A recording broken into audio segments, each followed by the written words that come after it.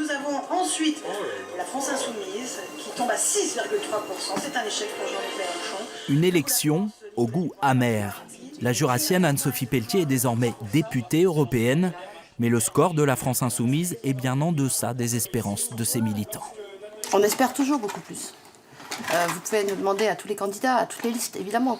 Bon, peut-être pas le Rassemblement national, je pense qu'ils ont explosé les scores et je trouve que c'est très inquiétant. Mais on espère toujours faire plus. Après, voilà, le vote, la démocratie, on la respecte. Et puis c'est le choix des citoyennes et des citoyens. Les européennes ne sont qu'une étape, ça veut dire qu'on a encore beaucoup de travail à faire. Ce dimanche soir, autour de leur nouvelle députée européenne, les Insoumis de Besançon donnent le change. Mais les résultats sont sans appel. 6,3% au niveau national, à peine plus de 8% dans la capitale comtoise, alors même que Jean-Luc Mélenchon rassemblait ici 18% des électeurs il y a 2 ans sur les talons d'Emmanuel Macron au premier tour de la présidentielle. Nous, on ne va pas faire semblant d'être hyper contents, non, c'est vrai qu'il y a une déception, mais surtout, moi je suis quand même fière collectivement de pouvoir employer des députés de combat comme Anne-Sophie Pelletier qui a mené une grève exemplaire dans un EHPAD, qui est aide-soignante au Parlement européen. Et c'est vrai qu'on envoie des députés de combat au Parlement européen, dont Anne-Sophie et plein d'autres.